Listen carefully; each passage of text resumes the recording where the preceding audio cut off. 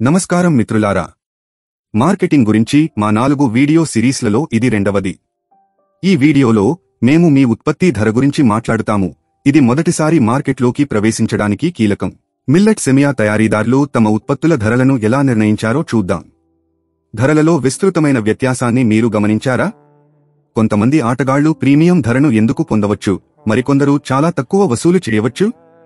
ఈ వీడియో ముగిసే సమయానికి ఈ ఆటగాళ్ల ధర ఎందుకు భిన్నంగా ఉందో మరియు మీ ఉత్పత్తికి మీరు ఎలా ధర నిర్ణయించాలో మీకు అర్థమవుతుంది.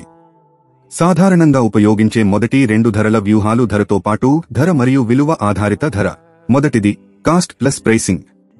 లాభాల మార్జిన్ను నిర్ధారించడానికి వస్తువుల ధరకు మార్కప్ను జోడించడం ఇందులో ఉంటుంది. ధరపై పోటీ పడుతున్నప్పుడు ఈ పద్ధతిని ఉపయోగించండి. మంచి నాణ్యత, ఆకృతి, శుభ్రపరచడం, ఫినిషింగ్, ప్యాకేజింగ్ వంటి ఇతర అంశాలను మీ పోటీదారుల మాదిరిగానే ఉంచుతూ ధర అత్యంత ముఖ్యమైన అంశమైన ధర సున్నితమైన సామూహిక మార్కెట్కు విక్రయించడానికి ఇది అనువైనది. ఉదాహరణకు, 1 కిలోగ్రాము మిల్లెట్ సెమియా విలువ జోడింపు ఉత్పత్తికి ఉత్పత్తి వ్యయం ₹91 అయితే మీరు మీ ధరను 45% నుండి 50% మార్జిన్ వద్ద నిర్ణయించవచ్చు.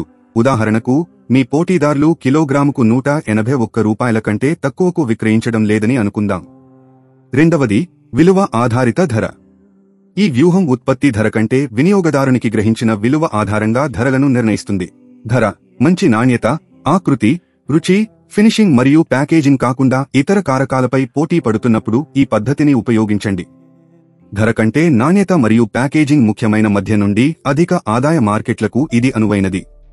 ఉదాహరణకు, 1 కిలోగ్రాము మిల్లెట్ సెమియా విలువ జోడింపు ఉత్పత్తికి ఉత్పత్తి వ్యయం ₹181 అయినప్పటికీ మంచి నాణ్యత, ఆకృతి, రుచి, ఫినిషింగ్ మరియు ప్యాకేజింగ్ వంటి ఉన్నతమైన నాణ్యత కోసం ప్రీమియం వసూలు చేయడానికి మీరు మీ ధరను కిలోగ్రాముకు ₹230 నుండి ₹250 వరకు నిర్ణయించవచ్చు. ఇవి కాకుండా మీరు ఇతర వ్యూహాలను కూడా పరిగణించవచ్చు. ప్రారంభంలో వినియోగదారులను ఆకర్షించడానికి మరియు మార్కెట్ వాటాను పొందడానికి తక్కువ ధరలను నిర్ణయించడం, తరువాత క్రమంగా ధరను పెంచడం. ప్రారంభంలో కొత్త మరియు ప్రత్యేకమైన ఉత్పత్తులకు అధిక ధరలను నిర్ణయించడం, తరువాత పోటీ పెరిగే కొద్దీ వాటిని తగ్గించడం. ఒక ఉత్పత్తిని చౌకగా కనిపించేలా చేయడానికి ₹100కు బదులుగా ₹99కు సెట్ చేయడం వంటి మానసిక ధరలను ఉపయోగించడం. అనేక ఉత్పత్తులను కలపడం మరియు ప్రతి ఉత్పత్తిని ఒక్కొక్కటిగా కొనుగోలు చేసిన దానికంటే తక్కువ ధరకు కట్టను అందించడం.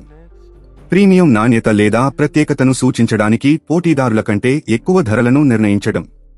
మార్కెట్ డిమాండ్, పోటీ మరియు ఇతర బాహ్య కారకాల ఆధారంగా ధరలను నిరంతరం సర్దుబాటు చేయడం. తరువాత మీ మొదటి నమూనాను సిద్ధం చేసుకోండి మరియు మీ సంభావ్య వినియోగదారులను వారు మీ ఉత్పత్తికి ఎంత చెల్లించడానికి సిద్ధంగా ఉన్నారో అడగండి. All the best. చూసినందుకు ధన్యవాదాలు. మరిన్ని వీడియోల కోసం వ్యాపార్ కోచ్ ఛానల్కు సబ్స్క్రైబ్ చేయండి.